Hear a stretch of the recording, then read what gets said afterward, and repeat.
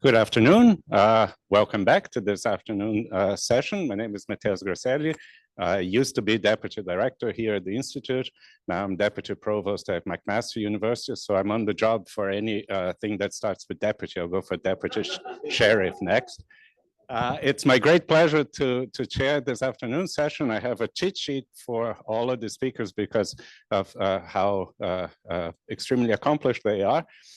So the first speaker this afternoon is H.T. Yao, who is a professor at Harvard, has his PhD from Princeton University, supervised by Elliot Lieb. In previous positions at NYU, Stanford, and then Harvard. He is currently editor-in-chief of Communications in Mathematical Physics and a member of the National Academy of Science, among many other distinctions. I'll just mention he was a Simons Investigator, won a Simons Investigator Award, a Sloan Foundation Fellowship, and the Henri Poincaré Prize in Mathematical Physics in the year 2000, together with Joel Lebowitz and Walter Thierry. And that one I remember very well because I was a PhD student at King's College, attending the International Congress of Mathematical Physics that year. And I was volunteering for the Congress and, stuffing bags and doing registration and things like that. And my supervisor came to me, saw that I was, busy, and said, whatever you do, don't miss the next lecture, the prize lecture by H.T. Yao. You have to attend that. So I did, and I enjoyed it a lot. And then afterwards, I was part of a team of PhD students that transcribed all three prize lectures. So we had fun going back and forth with the audio. What did they mean? Comparing notes and all the things that AI would do that for us today. But I'm very much looking forward for this lecture about 25 years later, which I think is going to be equally enjoyable. Thank you. Well, thanks a lot. Thank you. Thank you. Thanks for a very kind introduction. So I talk about this spectral statistical random deregulation graph, and it's a joint work with Jiaoyang Huang and Theo McKenzie. What? Oh, louder? But this is not something I can control. This was. Oh.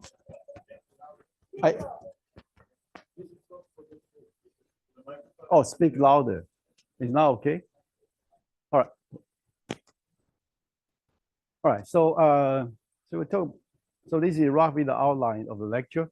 So of course I will not be able to say all these things. And roughly speaking, we talk about spectral statistics of random deregulation graph and about rigidity of eigenvalues.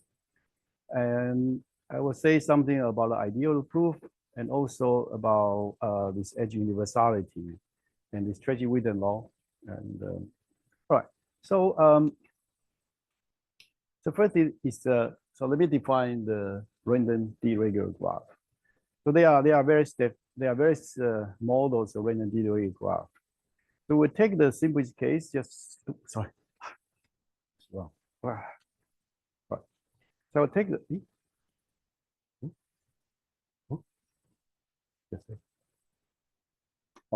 So I will take the case of, I define this to be uniform distribution of the simple deregulation graph with n vertices.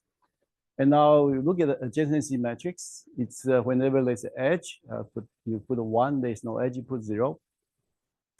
And now you normalize by, we normalize by square root d minus 1. And this normalization was because it's something to do with the random matrix. It's more convenient, and lots of people in combinatorics did not divide by the square d minus 1. So you should adjust the constant a little bit. And now so there's eigenvalues. So the eigenvalues from largest one, lambda 1 to lambda n. And the largest one is because you put the eigenvector 1, you compute is that they are d. The d of them is 1, and so it's a d over square d minus 1. And now the random deregulation graph, it's this metric element is highly correlated because it's not just sparse, it's also there's correlation because you know that every row and every column has a d of them. So So it's highly correlated. Another model which people use a lot is this called the Erdős-Rényi graph. The Erdős-Rényi graph is much easier. I should say it's much easier. I mean, it's independent. You still denote a adjacency matrix the same, and one has to do some correct normalization. But at the end, you will get the normalized matrices with, if you subtract its mean, then you have mean 0 and the variance 1/n. And this will become some sort of standard random matrices, except that there's a sparsity in the province, and it's also is Bernoulli 1 or 0. All right, so so these are the two. You can see that there are some interesting comparison between these two graphs. And now today I want to talk about just one very specific question. Is this expanded graph? Now expanded graph it's a sparse graph with very strong connectivity properties, and there are lots of applications, but actually I never work on any of these applications, and so so I will not say too much about this. So there's something called a spectral expander, and then there's this Along and the Bopana prove a theorem. I think in the 1980s. So the second largest eigenvalue is bigger than 2 minus something divided by the diameter of the graph. And then this says in the limit, the lambda 2 will be bigger than 2. You can see that this, I chose this is 2, and that's because I normalize it so that it becomes 2. Now, so the question is existence of the Ramanujan graph. The Ramanujan graph is defined to be the connected D-regular graph, and all the eigenvalues except the first one, the absolute value would be less than 2. So this is what we call the Ramanujan graph.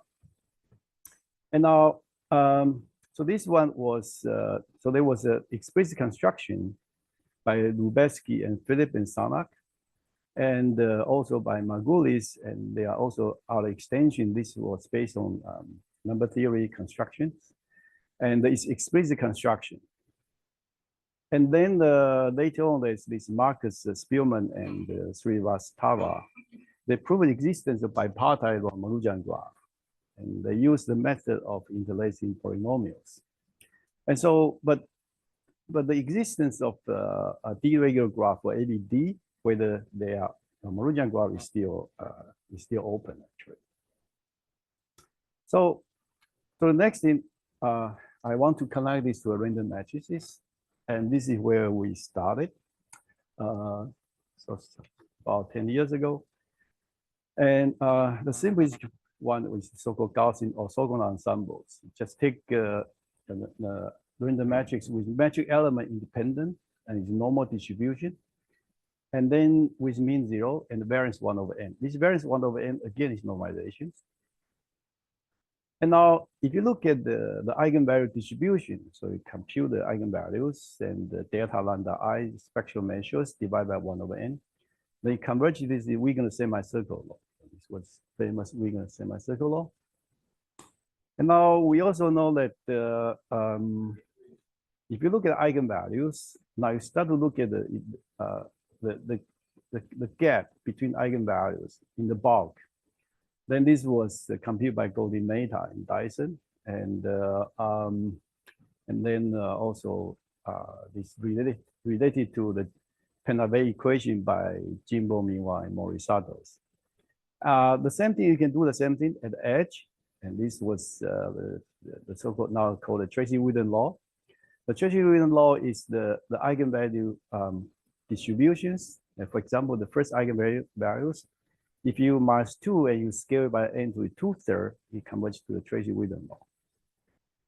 I think for specialists, you certainly don't need me to explain why this 2/3 comes out. But for people not in this area, so let me explain why this 2/3 comes out. It's because the semicircle law, the semicircle is like that, semicircle. And then you look at the behavior at the edge, the behavior is like a square root of x. And now if you if you ask the eigenvalues using the semicircle law, so how much, so what's the distance of x you go in order you see one eigenvalues, then you find this x is n to the minus 2/3, and this is the reason you get this semi-Tracy-Wheeler scaling. Okay. Now, this is sort of digression to the random matrices, and this Tracy-Wheeler law is because we will need this later on. And now, for the random d-regular graph, what you get is not semicircle. It's called a Kasten-Mackay law.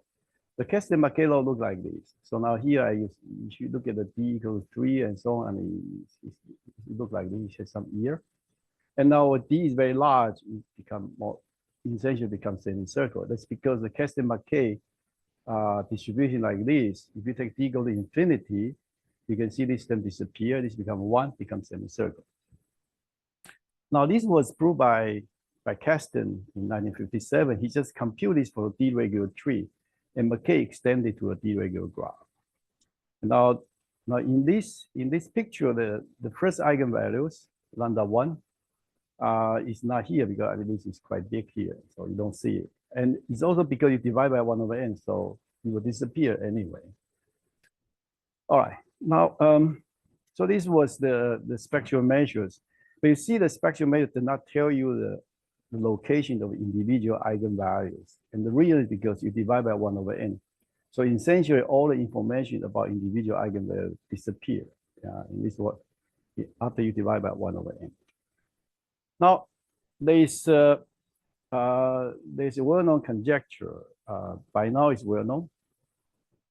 It says, if you look at the second largest eigenvalue of random d-regular graph with d bigger than or equal to 3, you will satisfy that if you normalize it correctly, and you minus the constant, there's a shift, then this will convert to a Tracy-Wheeler law. And this Tracy-Wheeler law, we talk about this in Tracy-Wheeler law for the GOE. So for specialists, this is Tracy-Wheeler theta equal to 1 distributions. And so this was, the question was asked by Sarnak, but the simulation was done by Miller and Novikov and Sabelli. Oh, sorry. And here is a simulation. Here was some, I mean, this was not simulation we did. We just grabbed this from the internet anyway. But anyway, so this was a conjecture. Okay. So the question is whether this is correct. Now, so there's a paper by Friedman in 2004, and also improved later on reproved by Barnett, and there was some correction was done improved. And so it says the second largest eigenvalue, the correction term is bounded by essentially by log n, 1/log n squared. And right now there are lots of results people use in the random surface is using idea from the random d-regular graph, and that's because random surfaces also has shared lots of property with random graph. And now, so this is the theorem we have. So theorem, this was just about 2 months ago. So for d bigger than or equal to 3, and now you define some concept called classical location. So what do you mean by classical location? So you assume the Kasten-Mackay law is correct. And the Kasten-Mackay law, is some density. And now, if you assume that this is absolutely correct, then you find that every time you want to see an eigenvalue, you only have to see that the area under the graph is 1/n. So the second one has to be the integral from the second one to the number 2 is 1/n. So here is I minus 1, sorry. And now in this way, you can define the location of of any eigenvalue from 2 to n. And this is called a classical location called gamma I. Okay. So classical location is the location of the eigenvalues if the Kasten-Mackay law is absolutely 100% correct. And now our theorem says that with high probability, 1 minus 1 over n3 minus 1 and so. Then the location of the ith eigenvalues and its classical location is less than n to the minus 2/3 plus this correction of theta of 1, which we, something goes to 0. And now, and also this is start to increase from n to the minus 2/3. And then once I reach the center, for example, like I is n over 2, it will become n to the minus 1. It's n to the minus 1/3, n to the minus 2/3, together it's n to the minus 1. So eigenvalues is not just the second largest one, it's AV1 was in the right, is in the neighborhood of the classical locations. And in particular, it says the second largest eigenvalue minus 2 is n to the minus 2/3 plus theta of 1. So this is the main result. What's the distance between what? Oh, it depends on where you are. Because you see the arrow term here. The arrow term here is n to the minus 2/3, and this I. Yeah, the distance will become 1 over n. So you see, once the I is in the middle, then this is n to the minus 1/3, and this is n to the minus 2/3. So it's n to the minus 1 plus theta of 1.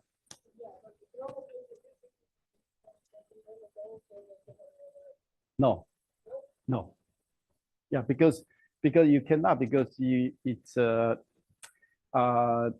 actually for no. So what?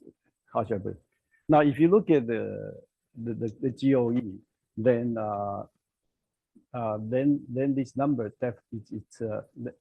then this order is optimal. It's not 1 over n. It's near the edge. Near the edge, you will start from n to the minus 2/3 and keep on decrease to n to the minus 1. And this along the curve, you're decreasing, and this speed is the best possible one. And it's not just that, it's because the reason you know it's the best possible one is because for a large class of random matrices, you can even establish it's not just the estimate is correct, even the probability distribution will converge to a Gaussian one. And the Gaussian one you can compute, and this is the correct one.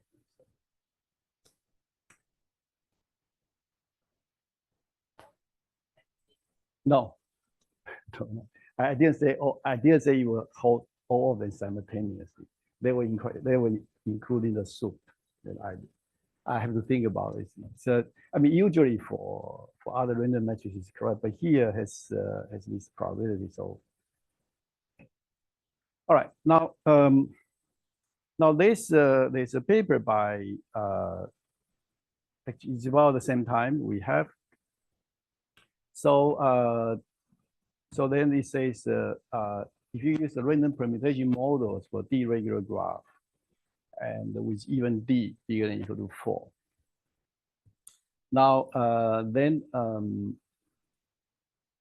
they prove the second largest eigenvalues has this bound. And if you look at this epsilon, you can find that this epsilon will become n to the 1/8.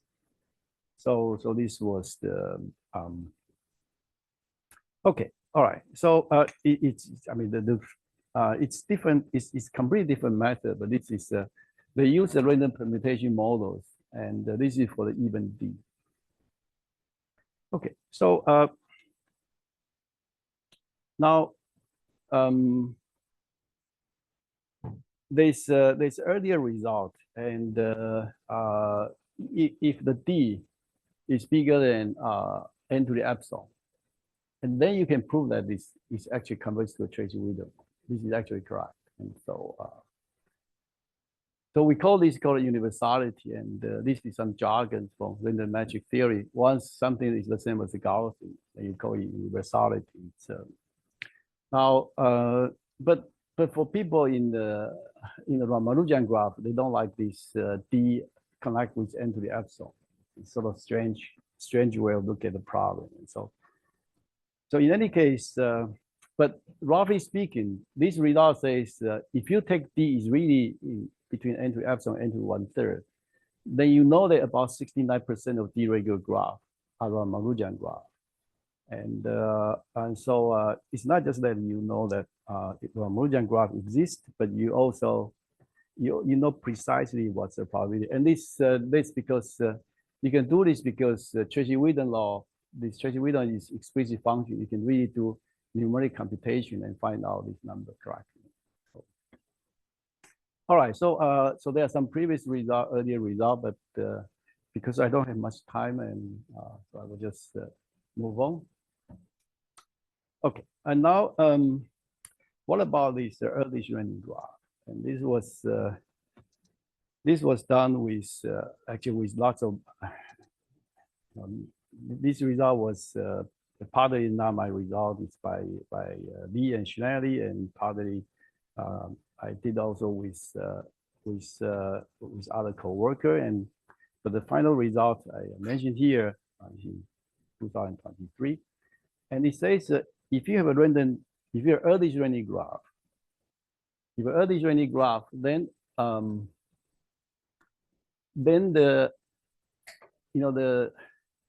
the edge eigenvalues. So there's a random variable which you can compute, and it's a series expansions.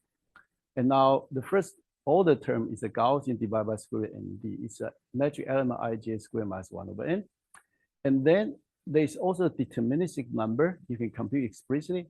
So after you make this subtraction, you will converge to a Tracy-Wheeldon.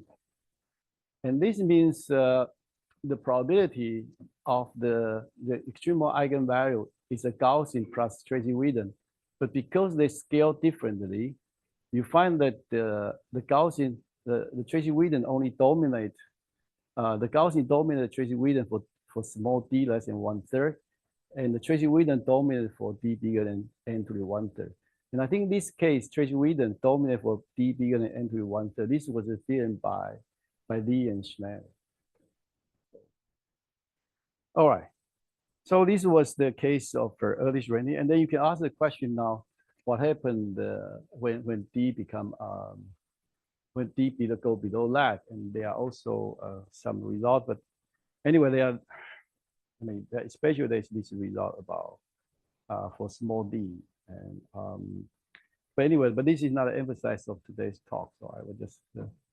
I just like to mention this difference between the Tracy-Wheeldon, no, between the random D regular and the early running.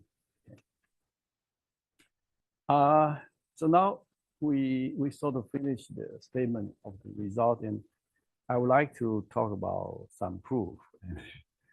So because I can keep on giving survey, but I think maybe it's a good idea to see a little bit the mathematics proof. And so we write down the Stiegel transform. So any probability measure, you can define the Stiegel transform in this way. So rho x is probability density, and define the Stiegel transform. And you can see that if you take an imaginary part of the Stiegel transform, and you let the imaginary part go to 0, then you recover the density. Okay. Now for the Tracy-Wheeldon law, you say the Tracy-Wheeldon, no, for semicircle law, the semicircle law satisfies this quadratic equation. And now for the Kasten-Marquet law, the Kasten-Marquet law actually also has a self-consistent equation, but the way to see it is there's a connection between the Kasten-Marquet and the semicircle, and so this is their connection. So the Kasten-Marquet satisfies self-consistent equation. If you plug it into this equation, then you get some equation, and then that's the self-consistent equation of the Kasten-Marquet law. Now, so what I want to emphasize is we don't really establish the semicircle law of the density directly satisfied by the semicircle equation. Instead, what you prove is this Stiegel transform satisfied by this equation. This is really what you try to prove. Is this one. All right. Now, the resolvent or the green function of a function is defined to be 1 over h minus z, and h is the matrix, and z is the spectral parameters with real part E and imaginary part eta. So now these eta specify the spectral resolutions. In other words, so now if you look at the imaginary part, And imagine about a trace of the green functions, and this is a Stiegel transform actually divided by 1/n. And now you can see that if you have eigenvalue lambda I and lambda, oh, sorry. So you can see that if you have eigenvalue lambda I, and now when this energy E close to I, then it has some delta function like that. If your eta is small enough, if eta is about the size of this distance, then you can see that it look like that. But if the eta is bigger, then you are not going to see this spike. You're going to see something much become smooth, and that's why semicircular law can be correct. But on the other hand, if your eta go down to the 1/n, go down to their distance, then you will start to see something like this. Then the semicircle just cannot be correct because the location of this lambda I are all random. So the best you can hope for is a semicircle law is going to work all the way for eta bigger than 1/n, and this is called optimal scale. And below this scale, this Stiegel transform will be random, and then you don't expect you will satisfy the self-consistent equation. So now we call this in the old days, people prove this a semicircle. They prove this for eta equal to 1, and everything what we are trying to do is we try to prove this for eta go all the way to n to the minus 1. And actually, at the edge, you don't need to go to n to the minus 1. At the edge, you need to go to n to the minus 2/3. And this eta equal to 1, we call this the global law. And eta bigger than n to the minus 1, we call it the local law. Now, after years of random matrix, we look at random matrix a lot. We find out one result. Maybe it's called the principle, or it's it says that if you can prove the local law up to n to the minus 1 with optimal error bar, the error bar has to be in optimal form, then this will imply the eigenvalue rigidity. So this was in the paper by Erdős and myself and Yin, and it says now if you look at what you want to try to prove, like this. So if you think about this, so like if you try to prove this for every eigenvalue I, this would be really difficult. It's but on the other hand, what you can do is instead of proving this for every I, now what you're doing is you prove this for the so instead you prove Stiegel transform satisfies estimate, and now the Stiegel transform satisfies estimate. The estimate is of the following form. So for d bit.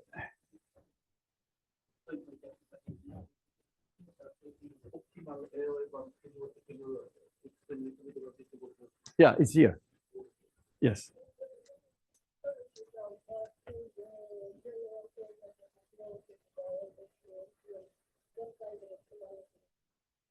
Oh, it's very, very similar to this one. I think it's almost the same. It's almost the same, except the model is different. So I don't remember whether the second term, this term is like that, but anyway, this term has been smaller than the other one. So the key is so if you look at the trace of green functions and you subtract this, you look at difference between this and Castanet-Marquet law. And then if you look at this, so the error term is in the box 1/n eta. At the edge has some specific form. This form, of course, nobody can remember, and it's but if you work carefully, then you find that once this is correct, then this will imply the eigenvalue rigidity for all the eigenvalues, and this was exactly what we proved. And now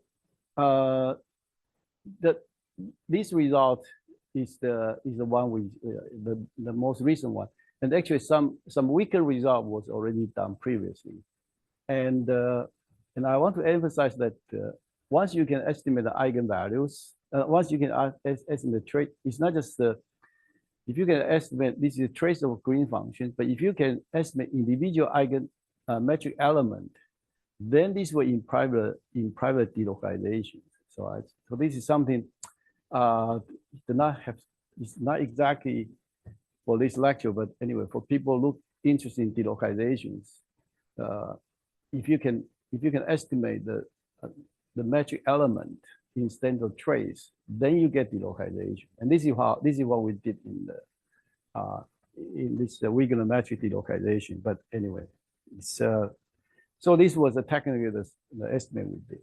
Okay. Which one?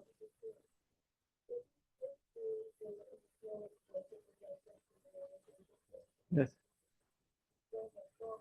Yes. Yes. Yes. Yes. That's right. Yes. Yes. That's exactly correct.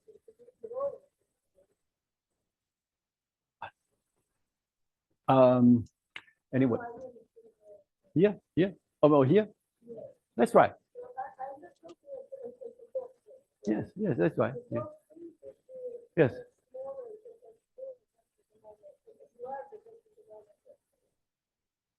Yes. That's right. Yes. Your eta, you take eta n to the minus 1 plus epsilon. And then this is 1 over n to the epsilon. That's right.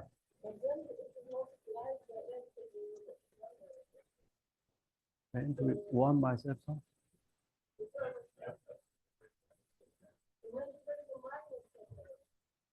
What? Multiply by.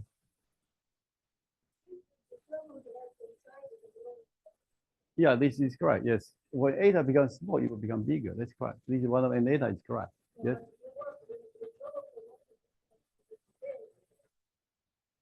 What? And what different? Yeah. Yeah. Right. Okay. So this was the for the eta. I mean, the previous there are lots of previous results, and the most people in eta was cannot go down to 1 over n, and so that's why. Anyway, so let's move on, and I will explain some ideas of the. So now, first element is you have to look at the green functions, and now the second thing is now. If you look at random deregular graph, now, of course, it's the neighborhood. You take a neighborhood as long as it's not too big, it starts to look like a tree, and occasionally there will be some loop.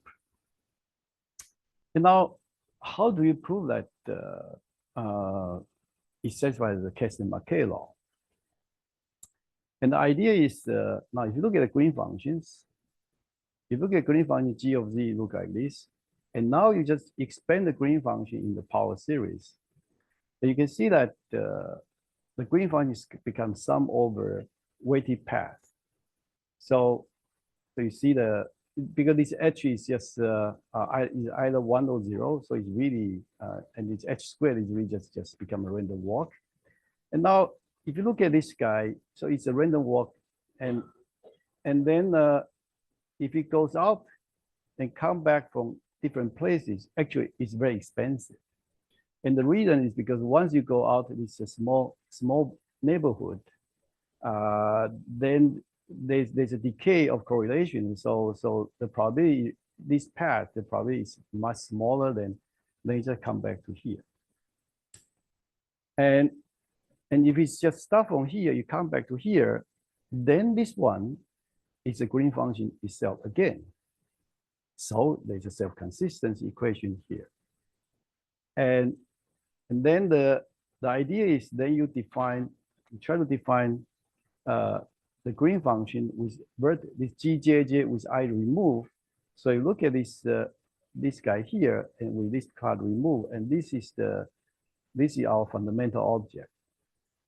And this fundamental object, we take average over I and J, and with I and J right next to each other, and this is called the Q, and then you expect the Q becomes YL of Q. Now, what is YL?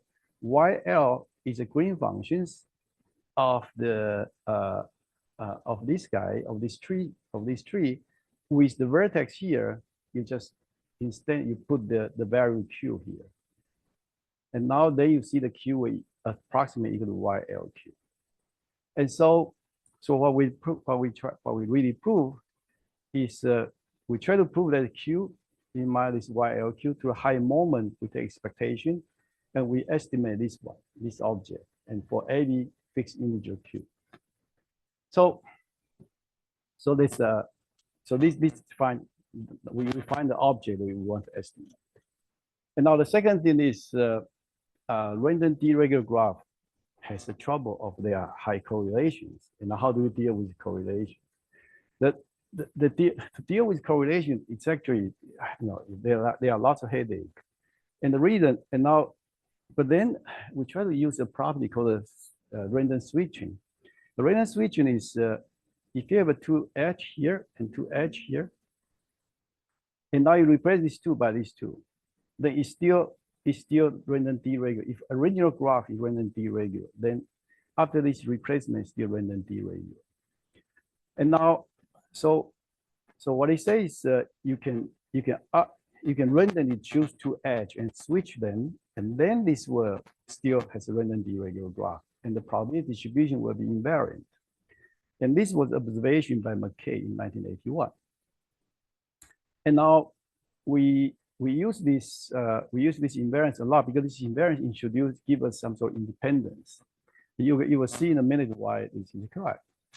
On the other hand, I want to mention that now when you do the random switching, what's the random switching? Because here this metric element is from replaced from 1 to 0. So you actually have a 4x4 matrix, and which is text value and 1 or zeros. And now, if you look at the adjacency matrix before and after switching, and you call their difference Kc, and this Kc will be a 4x4 matrix. And remember, our matrix has divided 1 over square root d minus 1. And now you can compare the green function difference by resolving expansion. But resolving expansion will in terms of Kc, and Kc will be order 1 over square root d minus 1. And this would be okay if the d is really large, but if the d is just 3, then you're talking about this expansion in terms of 1 over square root 2. And there's no chance you can prove that this expansion gives you anything. So the problem with the small d is this expansion actually it's not even converging. It's 1 over square root 2. It's just not right. And what we did was we generalized this local resampling, and instead of just take 2 of them, we take a neighborhood, and then at every neighboring edges, then we resample them. So now because we take a lot of resampling, and then of course you also have to choose this radius correctly, and then you will get you will be able to deal with the small d. Because I only have 2 minutes left, I can't really tell you any other details.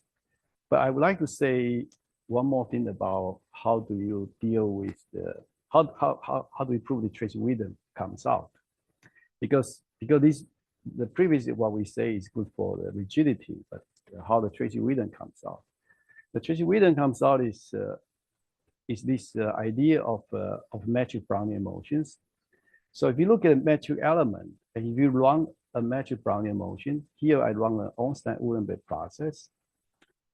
And now, if you let each metric element go by a Brownian motion, so roughly speaking, you take your initial data, and then you add the noise.